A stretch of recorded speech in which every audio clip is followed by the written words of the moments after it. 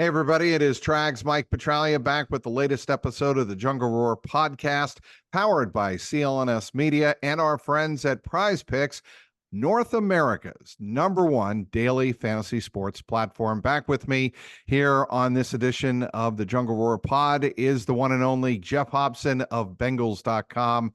I like to call him Butch because he is a Red Sox fan through and through. Butchie, your Red Sox, your Carmine Hose, as we called them back in the day, they are 2-2 to start the season. And it was just tough to watch. It was like trying to parallel park a bus up there in Seattle. And there's only, and of course, whoever fucking Trags, you'd start the season with a 10-game West Coast trip. That's the stuff for May or August. I mean, that's you can play pretty well and still come back 3-7. Yeah, and those are the quirks of the Major League Baseball schedule. Of course, I was busy covering the oldest team in professional baseball, the Cincinnati Reds, starting 2-1. I'll have lots of coverage of that on my Code Reds podcast on the CLNS Media Network. An incredible ending to Sunday's game, and I think that could jumpstart the Reds to bigger and better things. But we are talking the NFL. We are talking the stripes on this podcast, the Jungle Roar Pod, and you did some terrific work down in Orlando at the owners' meetings, Butch. And I want to get your impressions, first of all, on your reporting on what Katie Blackburn, the senior executive vice president of the Cincinnati Bengals, had to say about the current lease agreement with Hamilton County and how stadium improvements kind of fit into that puzzle long term and maybe even short term. I think one of the things about Paycor that when it was built, I think you have to, tip your hat to the Bengals. Their point man on that was Troy Blackburn, and they made sure that they had a building that they could add to, that they could keep up with the Joneses, so to speak, as we've moved into the 21st century. And here we are, the first quarter of the 21st century is pretty much behind us, and they're keeping up with the Joneses. They're expanding a lot of their space.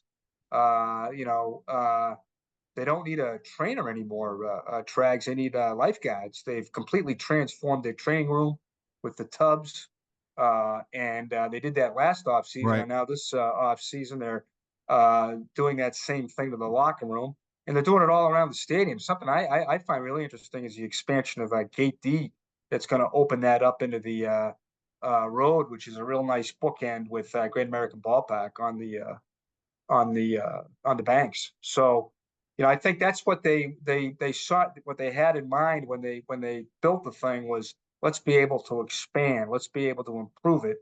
And it's not like other cities that 20 years in they're trying to rebuild a stadium. You can go all around the league, and stadiums that were built, that started to be built after the Bengals, they're ditching them. And I think the Bengals are they're getting the most they can out of the building.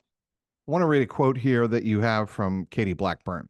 "We wouldn't do these things if we didn't anticipate hopefully getting something done in the future," Blackburn said, of course, referring to extending the current lease with Hamilton County. "We're doing what we think will give us the best opportunity and be good for our fans and hopefully give everyone a good result." She continues, "Because the stadium is 25 years old, to your point, Butch, and we want to keep it in great condition that it has been in, we have been focused on how we keep maintaining it so we can hopefully make it last a little bit longer into the future. We're very happy with our stadium, but it does require things to be done over time to keep it up to standard. So we've been working hard to try and make sure we do that rather than getting too far behind." What is the significance of those words? Well, I think if they weren't serious about staying here and paying Joe Burrow and the men, they wouldn't be putting this in. I think it's empirical evidence. They're you have to say they're stepping up and doing what they have to do. I think, Trags, you've been here longer than I have. You were born and raised here. Yep. Going to a Bengals game, the folks here in this building, the last maybe 2 or 3 years, they've turned coming to the ballpark into an experience. It's quite a thing. You know this when you come to the ballpark now. It is it's an event. And I think, they're riding the coattails of that. We're in the Burrow era. This is perhaps you could argue the high tide of Bengaldom right now, No question about that, Jeff. No question at all. and I think everybody's, I think they're striking while the iron is hot. They're going to get this thing done, and I think the city's with them.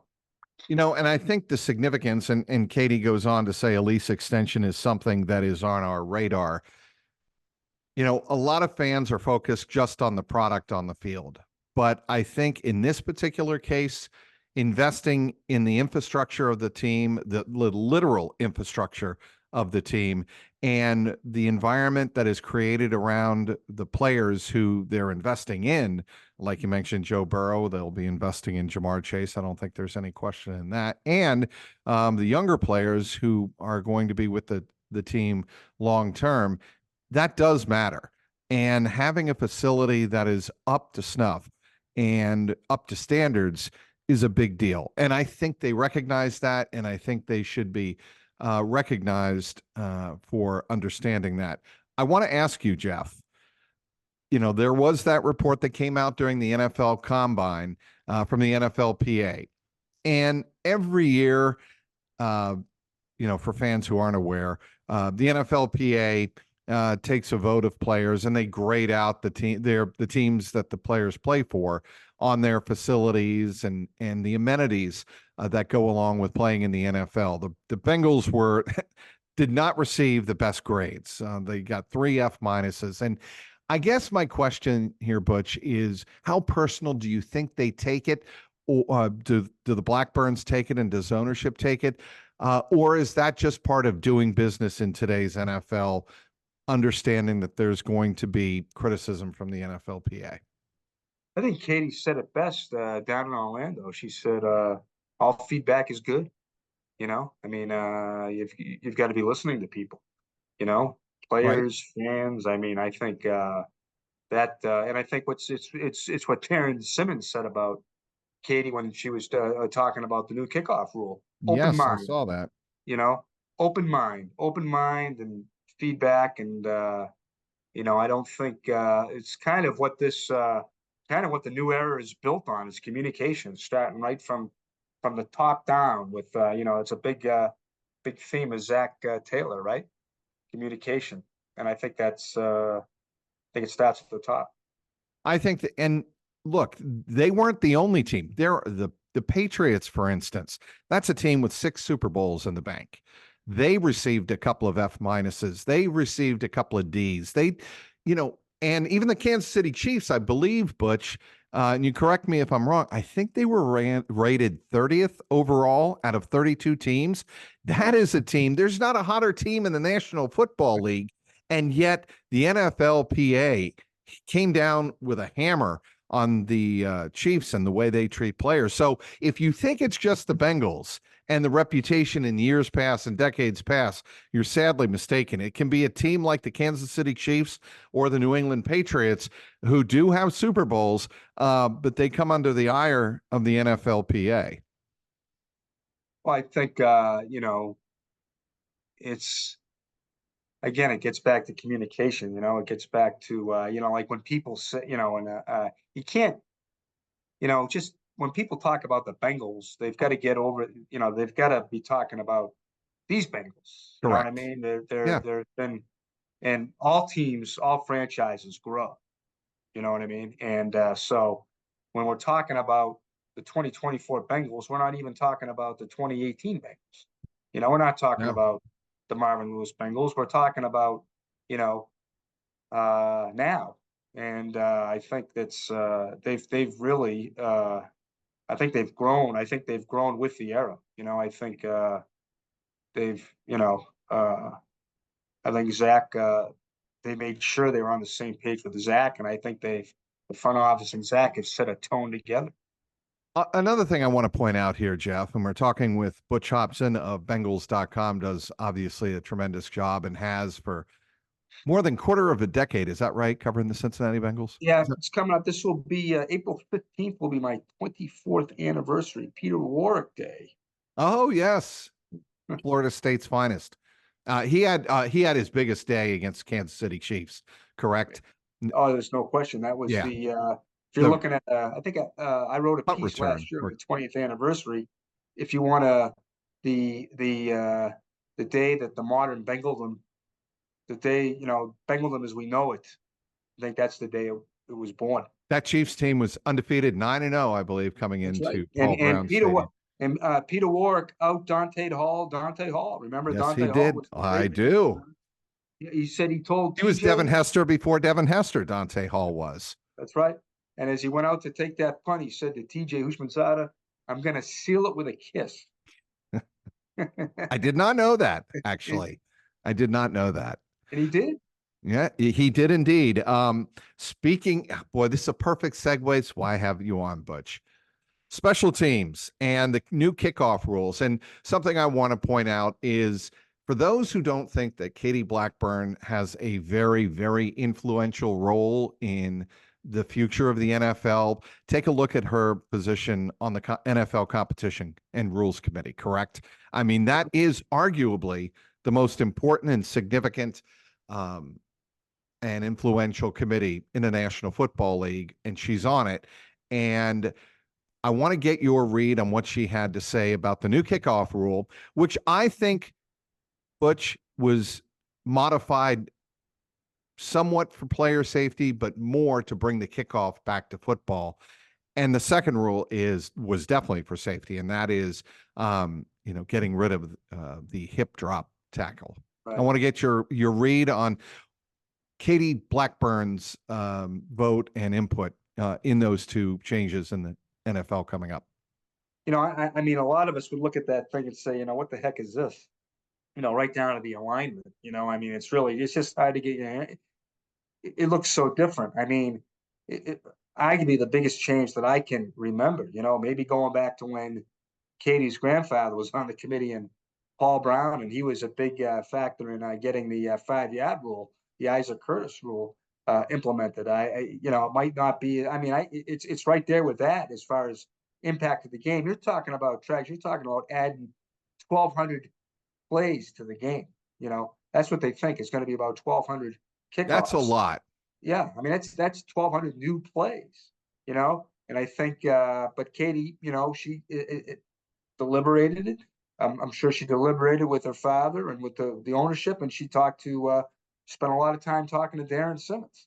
The Bengals special teams coach, the longest tenured special teams coach in the game, and a guy who had a lot of input into what ended up getting voted on. Darren had a lot of say in there. He wasn't in Orlando with Darren Rizzi and John Fassel, but he was part of that working committee. And I think you spent time talking about it with Katie. I think Katie, I think they kind of ended up on the same page as, let's see, they didn't want that. They didn't want that part of the game to die. They also want it to be safe. They also want the game to be safe. And I think they felt like, that this right now, this is the best thing to do. And it's a 1-year thing, and we'll probably be right back there next year, reviewing it. But I think Right. it's, kudos to the league and to the owners for, look, let's try to keep the thing in. I mean, it's you're putting a guy in the Hall of Fame this year, Devin Hester, because you mentioned it before, Trags. Devin Hester's going into the Hall of Fame this year because of what he did on kick returns. Obviously, yes. I think it's it's obviously a part of the game, and so player safety is too. And I think this seems to be a way maybe you can have both. And I think that's the critical thing. I think the NFL, it gets criticized a lot. And we understand that, and understandably so.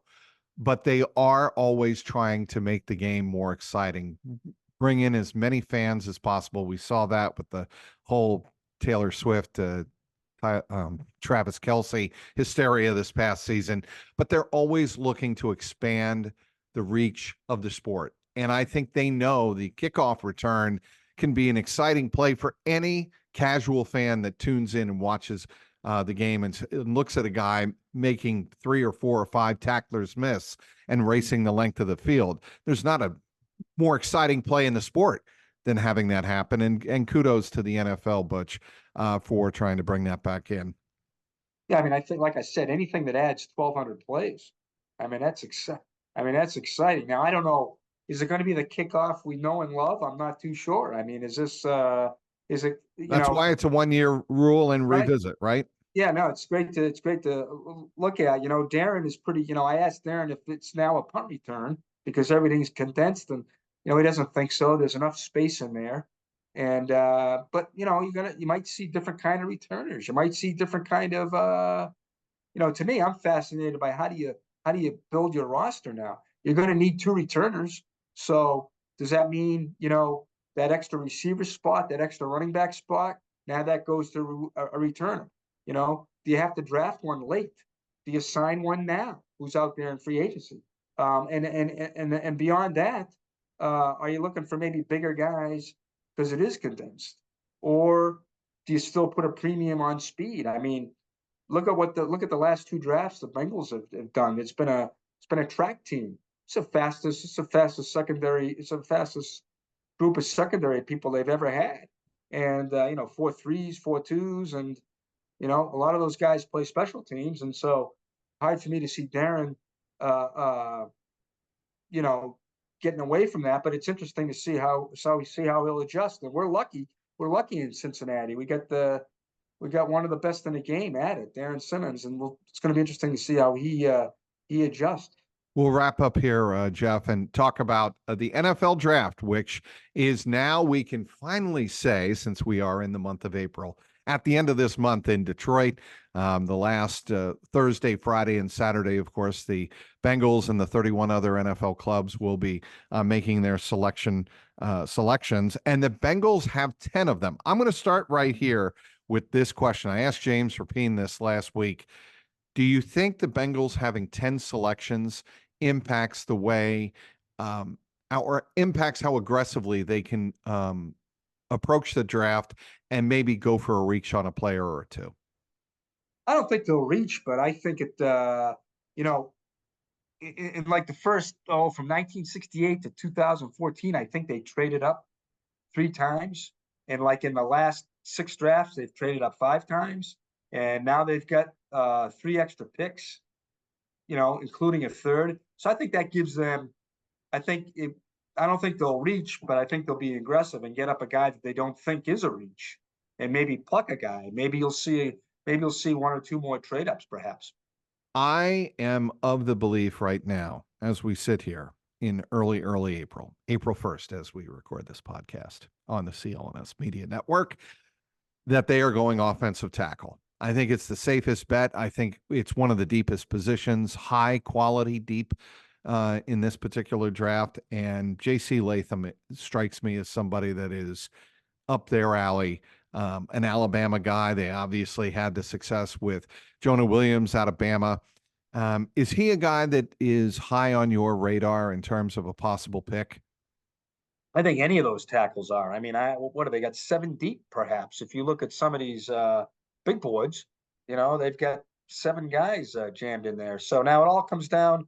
But what's Frank Pollock's big? What's Frank Pollock's big board? What's Well, you know what I mean? I mean, he might not. We may love Latham. He may hate him.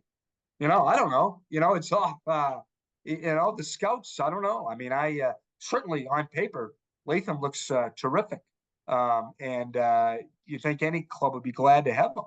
My question is not that. I think Latham would be a great fit here. My question is he a fit here now with Trent Brown here? Did the Trent Brown signing open it up? So my read on that, like I said, I think Latham or any of those guys sound like they'd be a good fit. But did they open it up? Did they open up the draft? And is it a deep enough tackle draft?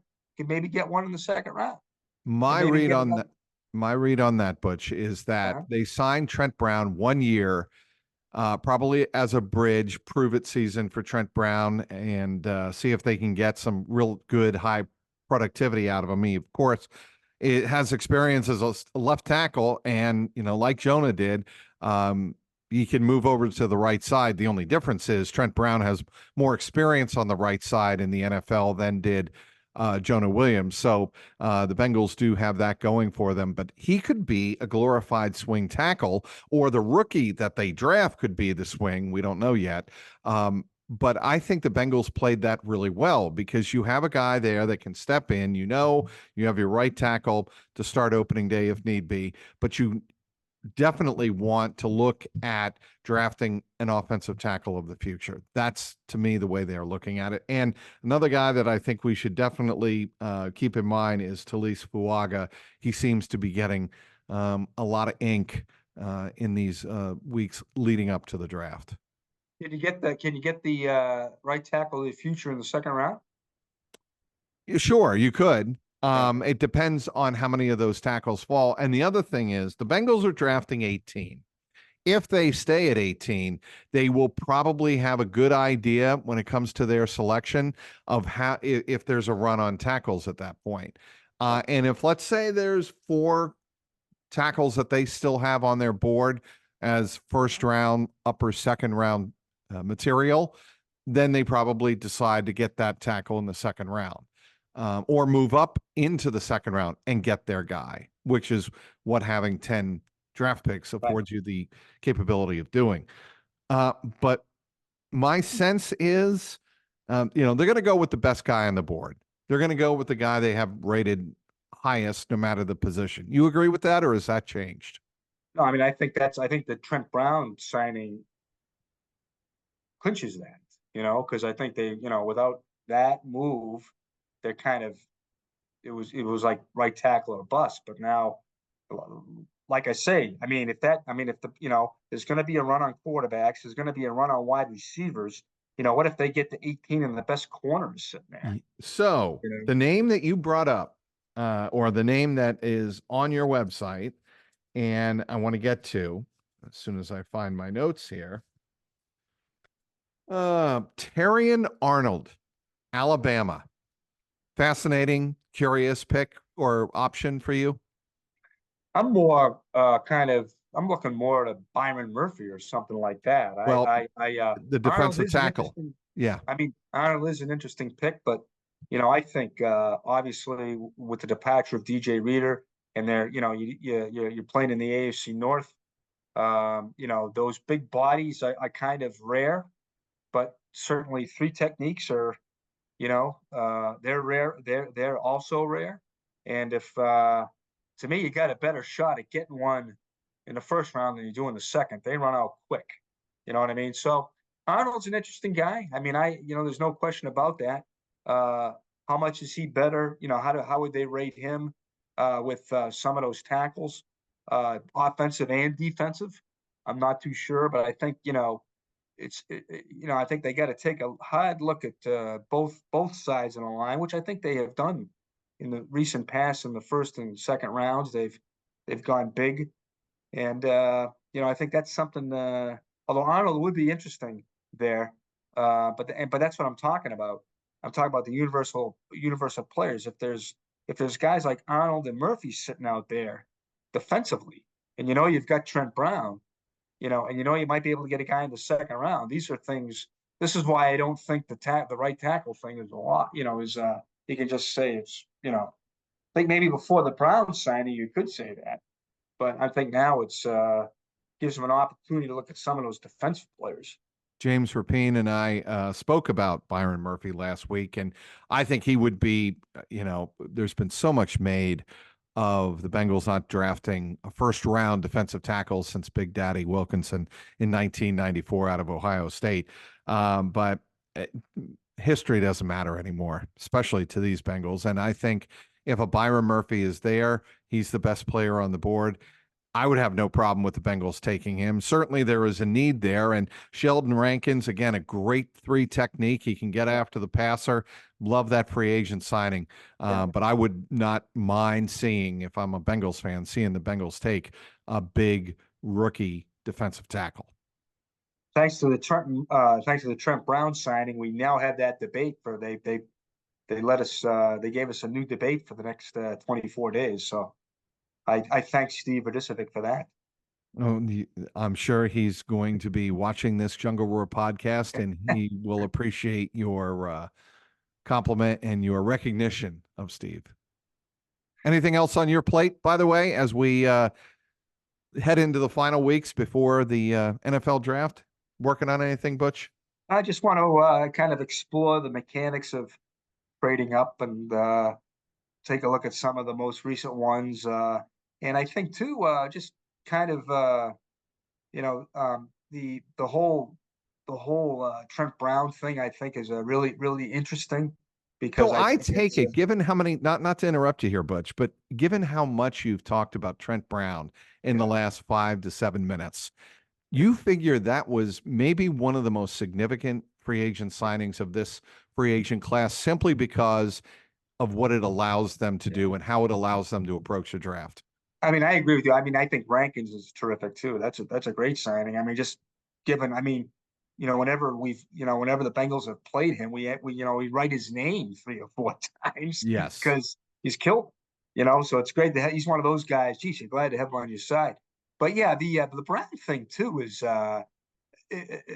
I don't think I've met a bigger person.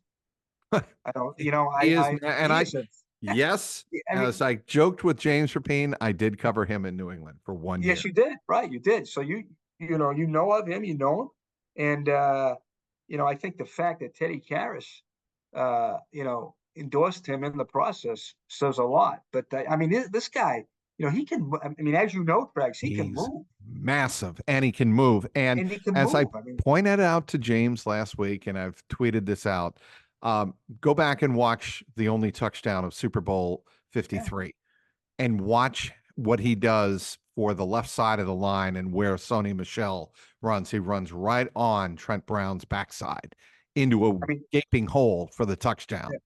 Trags, you covered that team. There's people that I talked to people last week who said, he was their most valuable lineman on Tom Brady's last Super Bowl championship.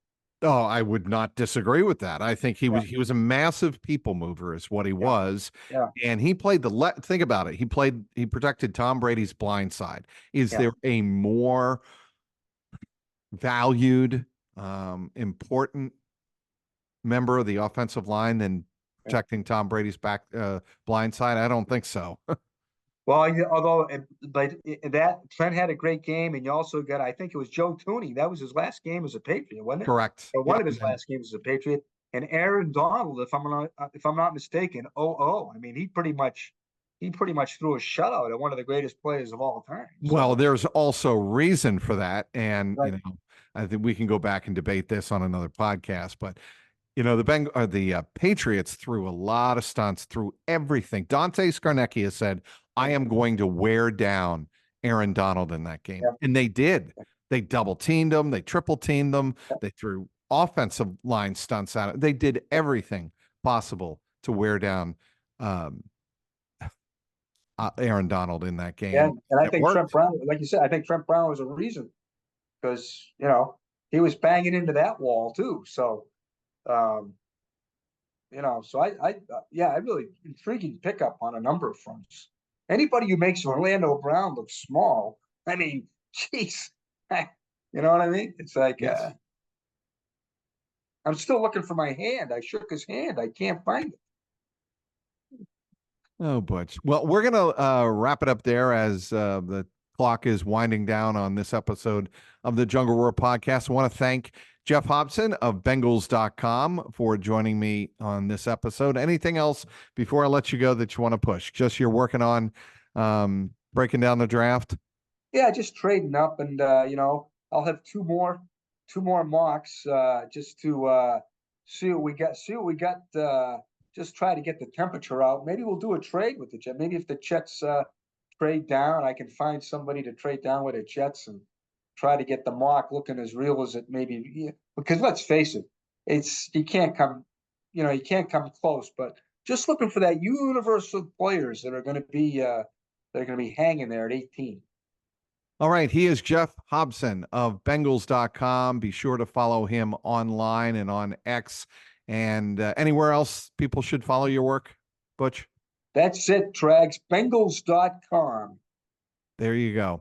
I want to thank Geoff Hobson for joining me on this episode of the Jungle Roar podcast, powered by CLNS Media and our friends at Prize Picks. North America's #1 daily fantasy sports platform. Until next week, I'm Mike Petralia Trags. Keep that jungle roaring.